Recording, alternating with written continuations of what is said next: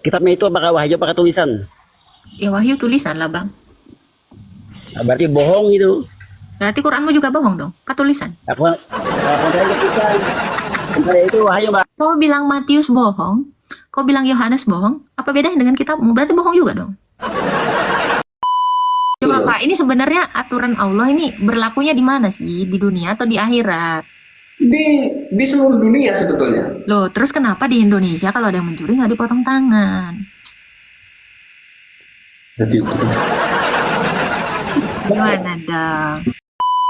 ajarannya yang kayak Islam. Seperti Islam. Seperti Islam. Kalau agama Sekarang saya tanya, kalau ajarannya seperti Islam, Musa itu mengorbankan kurbannya itu dibakar habis di mezbah. Sekarang saya tanya, orang Islam kalau kurban dibakar atau dimakan? Kok Oh, jangan dibilang sama. Shalom Bapak Ibu saudara-saudari terkasih, selamat datang di channel Juru Selamatku. Sebelumnya jangan lupa subscribe, like, dan bagikan tentang kebenaran Tuhan kita yang besar, dahsyat, dan penuh kasih. Pembahasan kali ini akan disampaikan oleh apologet Kristen yang sangat luar biasa, yaitu Saudari Agatha. Beliau akan berdiskusi dengan beberapa umat muslim yang bertanya tentang iman Kristen. Dari diskusi tersebut, umat muslim ini tampak tidak paham tentang ajarannya sendiri, yaitu apa yang diajarkan dalam Al-Quran. Pembahasan pada diskusi ini mengenai sejak kapan Tuhan Yesus itu menjadi Tuhan, lalu kenapa hukum Allah Subhanahu wa Ta'ala tidak berlaku di Indonesia, dan masih banyak lagi pembahasan dalam diskusi yang sangat seru ini. Tanpa panjang lebar, saya ajak Bapak, Ibu, Saudara-saudari untuk melihat diskusi yang sangat menarik ini. Tentunya bisa menambah wawasan dan menguatkan iman kekristenan kita.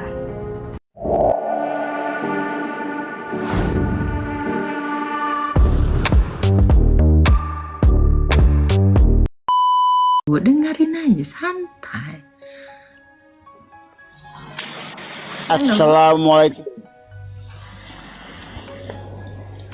Halo. Ya, halo bang. Numpang nanya Mbak. Boleh.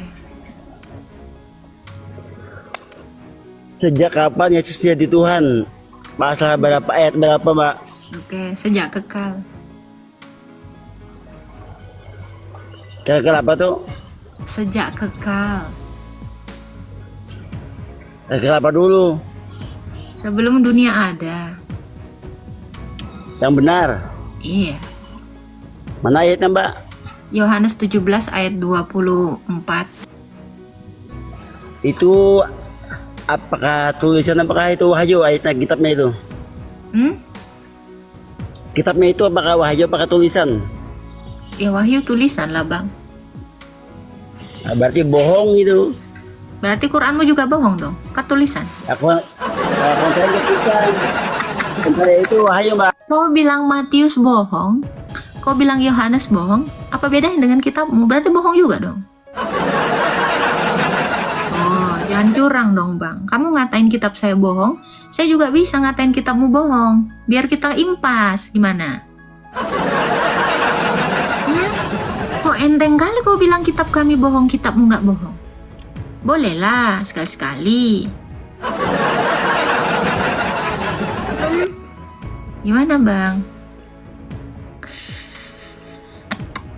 Langsung pecah ginjalnya. Jangan langsung pecah lah ginjalnya. Cepat kali pecah ginjal kalian. Mana? Abang-abang tadi nggak ada yang mau naik.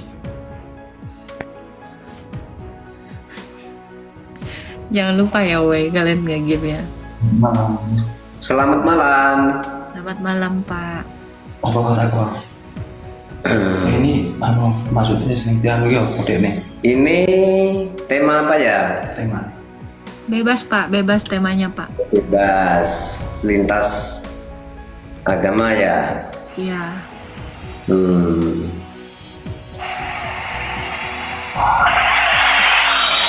Ada yang mau ditanya Pak? Ya, tanya sedikit. Kok kameranya mati terus nih? Kok kameranya enggak Enggak apa-apa. carinya? Nggak usah Pak, nggak pakai kamera juga nggak apa-apa Pak. Oh iya, benar sekali. Mau ditanya Pak? ditanya mengenai Cepat. Tuhan Yesus. Ya, apa yang mau Bapak tanya? Tuhan Yesus itu selama 33 tahun sampai kemana aja itu kekuasaannya? Langit dan bumi, Pak. Oh, langit dan bumi ya. Iya, dalilnya di Matius 28 ayat 18. Ya, aku berkuasa di bumi dan di sorga, itu katanya. Oh, iya. Cepat Pak. Gak apa-apa, jangan cepet-cepet Bang. Santai ya. Santai aja, apalagi yang mau ditanya Pak? Ya, soalnya waktu selama 33 tahun ya, 33 tahun lebih, itu kan dia wujudnya seperti manusia. Itu makanya saya pikir kok bisa kekuasaan jadi Tuhan itu. Sampai detik ini dia Tuhan Pak, masih disembah. Oh iya. Iya, dan selama 33 tahun dia menjadi manusia, dia banyak melakukan hal, menghidupkan orang mati, menyembuhkan orang sakit kusta, lumpuh, pendarahan, menenangkan badai, membuat mata buat orang yang tidak punya mata. Jadi dia dalam 3 tahun aja dia melakukan banyak hal. Sekarang saya tanya Pak, Allahmu melakukan apa selama 22 tahun di Arab? Allah itu yang pencipta. Allah itu maha besar, Mbak. Apa yang dia lakukan selama di Arab selama 22 tahun? Ya, 22 tahun di Arab dia ngapain aja, Pak? Apa yang dia lakukan? 22 tahun aja. Sebelum dunia berkembang sudah ada. Saya nggak nanya dunia sebelum-sebelumnya, saya nanya 22 tahun dia di Arab, dia ngapain aja? Apa yang dia lakukan? Kan dia berfirman terus nih sama Muhammad kan, Nabi Anda. Oh, itu yang selama 22 tahun apa aja yang dia lakukan? Itu Nabi Muhammad. Saya tanya Allah Anda selama 22 tahun menurunkan ayat kepada Nabi Anda, dia ngapain aja?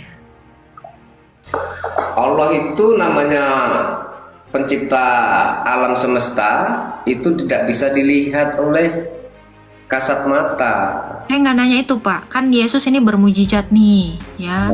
Tadi mujizatnya udah saya sebutin. Nah, Allah ketika di Arab apa mujizatnya Pak?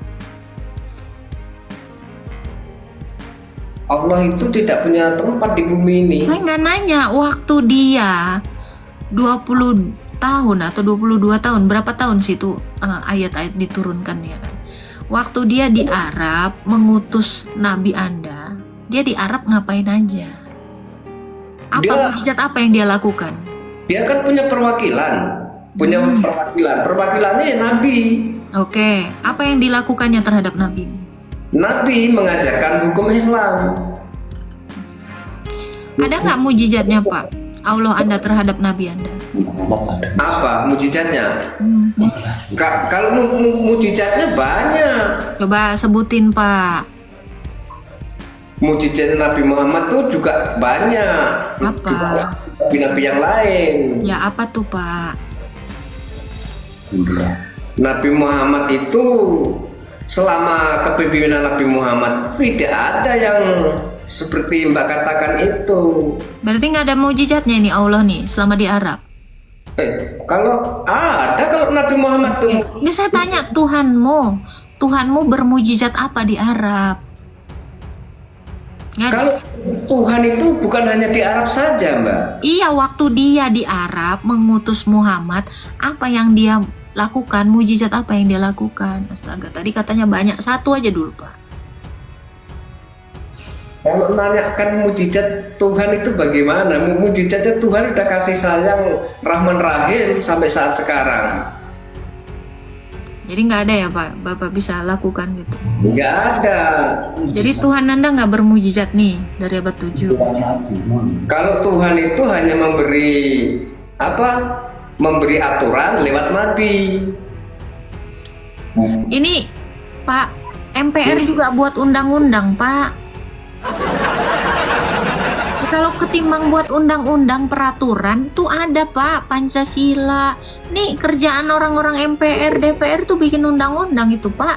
Beda Kalau lagi. bikin aturan mah Pak. Beda. Seperti Tuhan itu dia punya pengaturan sendiri tanpa disaksini oleh siapapun. Oke, sekarang saya tanya Pak.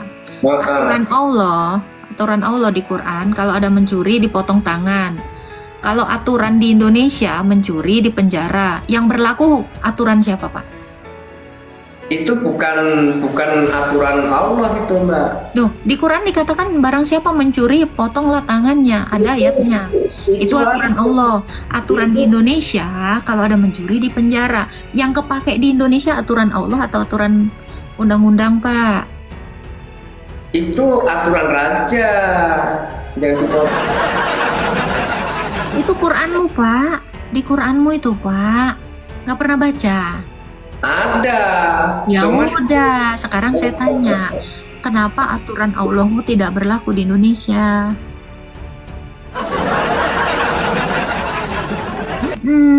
Saya menanya itu. aturan Allah Kan itu mujizat dia bikin aturan, ternyata aturan yang udah dibikin nggak berlaku di Indonesia. Gimana dong? kalau kesalahan itu kan sudah ada Tuhan itu mengancam. Kalau orang ini berdosa nanti penjaranya di neraka. Saya tanya ini lagi di dunia, Pak. Aturannya kenapa nggak kepake? Ya di dunia tinggal manusia itu kan aturan raja, aturan presiden. Aturan raja. Bukan di dunia. Kan di dunia. Berarti Allah nggak berlaku di dunia aturannya. Untuk apa tuh dia nurunkan aturan di dunia tapi nggak kepake di dunia? Aturan Allah itu hanya tuntunan yang disampaikan, yang diberikan kepada Nabi menyampaikan kepada umatnya. Umatnya menjalani nggak nih, Pak? Yang menjalani sholat. Coba, kalau mencuri ada nggak yang dipotong tangannya, Pak? Yang mencuri itu hukum Tuhan nanti. Kalau ketahuan, Lagi di dunia nggak kepake hukumnya. kalau ketahuan tetap. Hah? Kepake nggak nih, Pak, di Indonesia, Pak? Kalau di Arab dipotong tangannya, yang curi tangan. Saya nggak nanya di Arab, saya nanya, makanya tadi saya bilang Tuhanmu selama di Arab dia bisa apa? Lu nggak bisa jawab. Ternyata bikin undang-undang yang nggak kepake di Indonesia tapi kepakainya di Arab doang. Kan mujizatnya buat undang-undang nih, buat aturan. Ternyata aturannya kepakainya cuma di Arab, nggak kepake di Indonesia, nggak kepake di Filipina, Ya, nggak Mbak. kepake di mana-mana gitu. Gimana dia?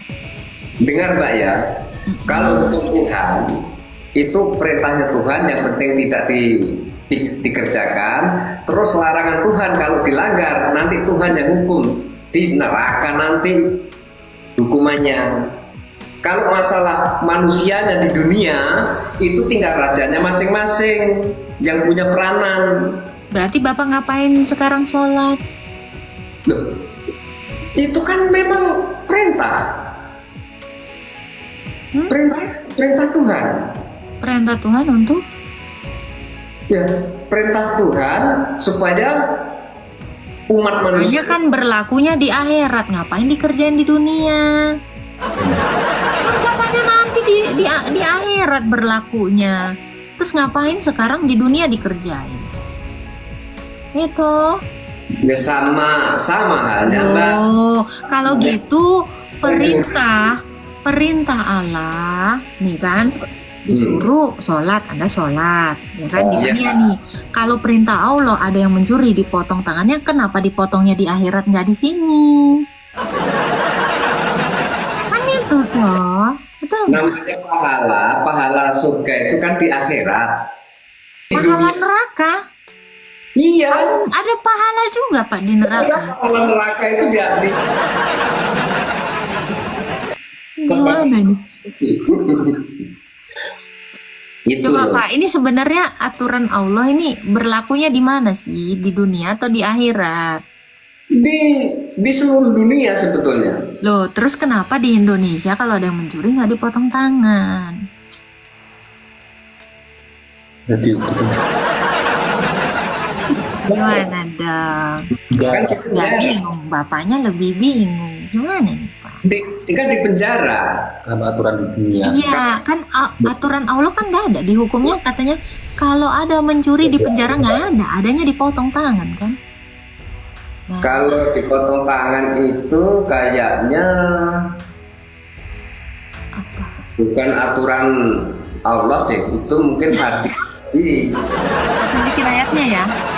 Tunjukin ayatnya ya, Bapak. Nah, coba. Pernah baca Quran nggak sih? Coba. Bapak Ini pernah nggak sih? Udah bawa Quran. Kalau bapak saya buka habis itu. Iya, kebetulan udah bawa Al-Quran. Loh, Bapak emang di mana? Ya ini sedang dia. Bapak baca Al-Maidah 38. Laki-laki yang mencuri dan perempuan yang mencuri, potonglah kedua tangannya sebagai balasan bagi apa yang mereka kerjaan dan sebagai siksaan dari Allah, dan Allah Maha Perkasa lagi Maha Bijaksana. Tertulis di dalam Al-Maidah 38. Coba. Kok katanya bukan aturan Allah nih? Al-Maidah ini lupa. Nggak jadi nih dipakai. Ada selanjutnya. Nah ini dulu aja ini. Ya tapi itu selanjutnya. Ini selanjutnya apa? Coba kalau Bapak tahu apa selanjutnya. Nanti kapan-kapan kalau aku ketemu lagi lab aku tak bawa Al-Quran. Nah, Ini aku sedang di kosan nih, jauh dari oke. dan tempat, oke? Ya, ada yang mau ditanya Pak? Ya seperti itu. Apa tuh? Nah, Tuhan Yesus kembali. Kenapa matinya kok digantung? Iya. Kok disalibkan? Iya.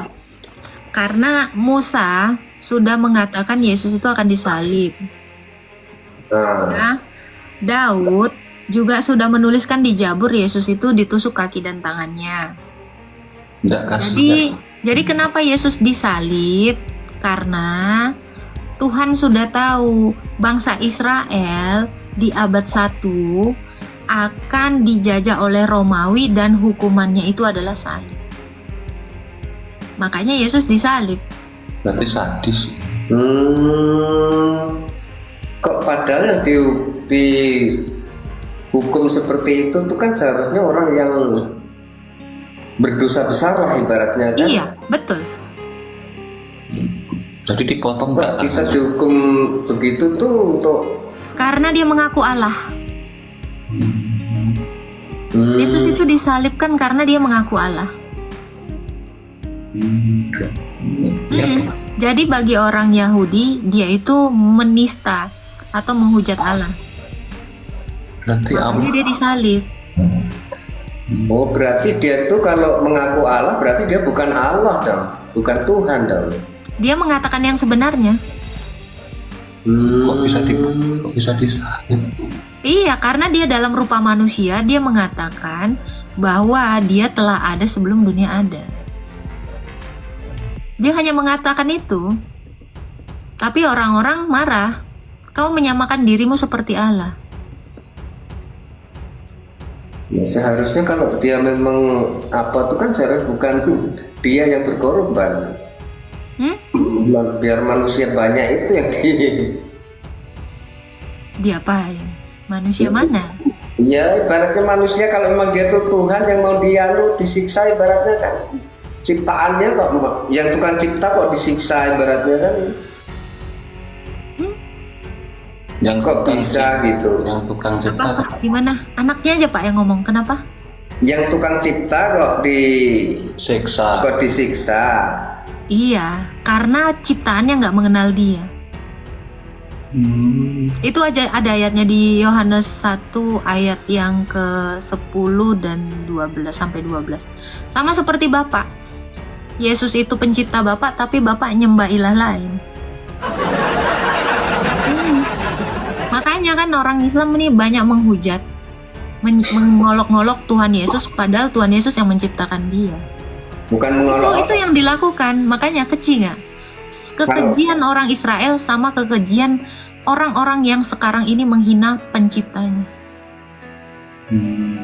Kalau kami Muslim orang Islam ini nggak nggak ada. Malah 25 nabi itu kami selalu mengimani.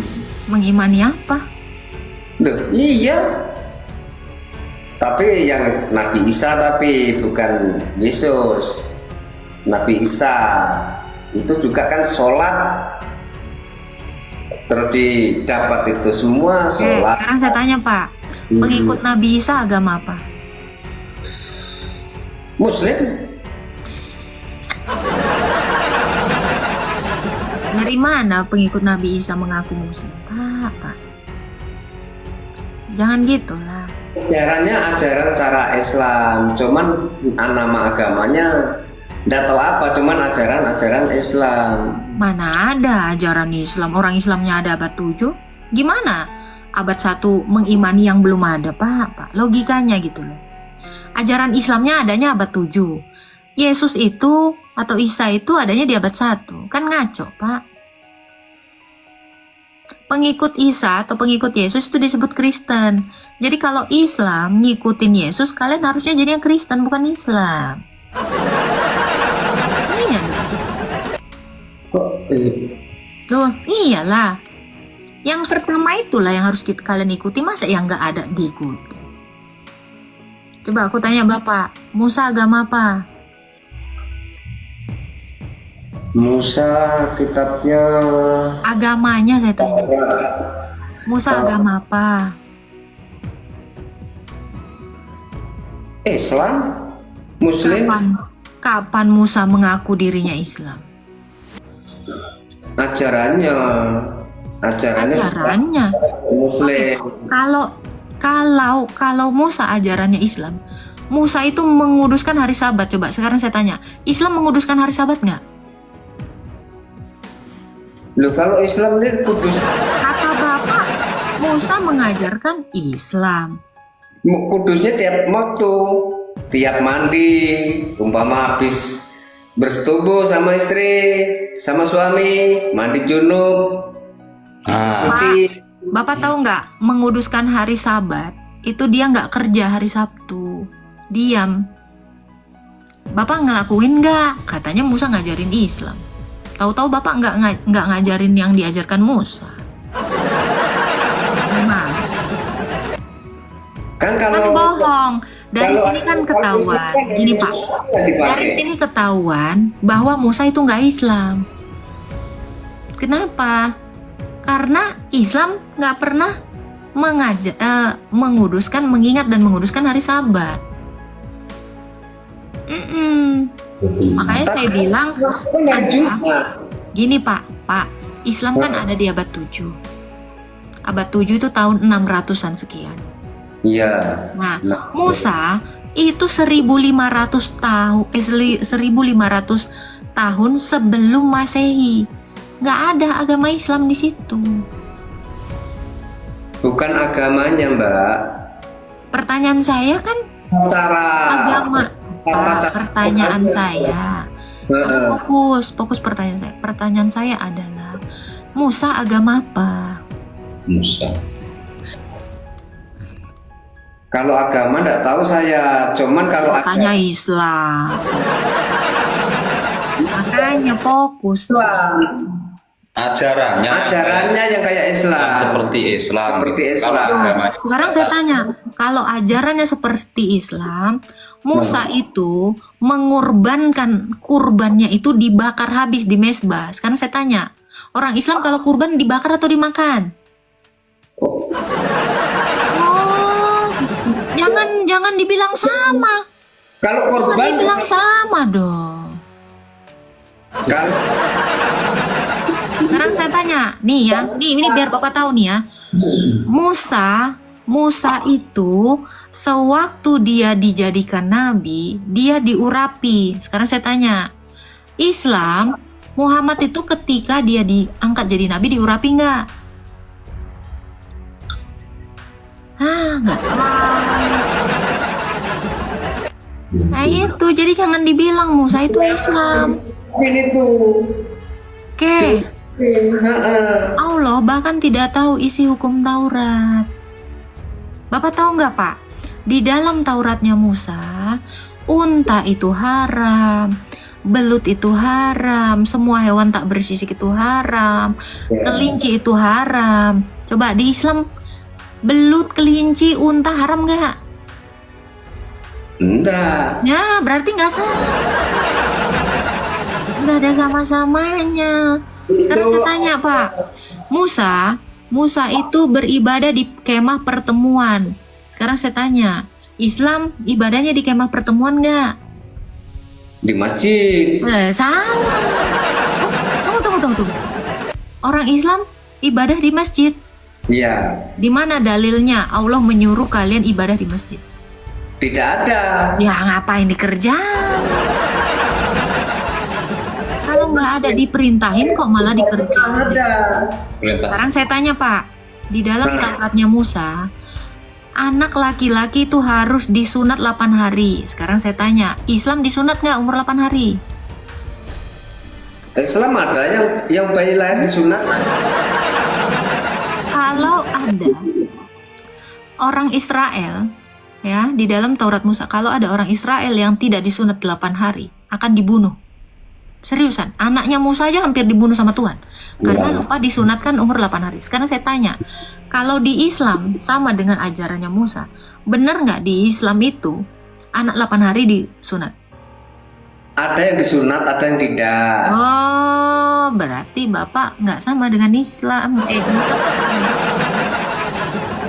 Sama sekali nggak ada. Sekarang saya tanya Pak. Tunggu, Bapak mau ngomong, cuman apa Pak? Cuman kan orang Islam wajibnya harus sunat sebelum balik. Mana dalilnya? Loh, Mana perintah Allah? Disunat sebelum balik. sunat. Mana dalilnya? Yang ngatur Nabi. Loh, bukan Allah berarti. Allah itu tidak. Oh, kalau kami Allah yang itu memberikan perintah itu adalah Tuhan langsung kepada Musa. Lalu sekarang mana di Quran ada nggak perintah sunat sebelum balik? Lo kalau nggak ada kok dikerja. sekarang Gimana? orang sunat itu ada perintah dari Allah, tapi yang ngatur, yang menyuruh, yang ngatur itu Nabi. Mau umur baru lahir kah? Mau Mana umur perintahnya? Mana wahyunya? Mana dari wahyunya? umur sebulan kah? Mau umur 2 bulan? Mana wahyunya mana? Maksudnya Nabi yang suruh. Loh, Anda mengikuti Nabi berarti Anda menuhankan Nabi dong, bukan menuhankan Allah. Loh, Anda sebenarnya menuhankan siapa nih? Tapi kan perintah. Nabi apa Nabi itu kan Allah? perintah Allah. Allah itu kan tidak bisa dilihat oleh manusia. Nah, sekarang saya tanya, Allah itu pernah nggak ngasih wahyu seperti itu? Kenapa? Allah pernah nggak ngasih wahyu seperti yang Bapak bilang tadi? Ya jelas lah. Mana dalilnya di Quran? Ini kepada Nabi. Mana dalilnya di Quran? Nah itu. Udah lah woi, gak nyambung woi, serius. Ih capek kali otak beta. Gak paham dia apa-apa. Satu pun tak ada lah. Astaga. Ya Allah ya Ustadz, gimana? Ya, begitulah penjelasan dari Saudari Agatha. Bagaimana menurut pendapat Bapak, Ibu, saudara-saudari sekalian setelah melihat video tersebut? Tentu kita semua pasti merasa terberkati dan juga menambah wawasan tentang juru selamat kita yaitu Tuhan Yesus Kristus. Mari kita sama-sama belajar terus tentang kebesaran dan kebenaran Tuhan Yesus melalui video-video selanjutnya. Shalom dan Tuhan Yesus memberkati.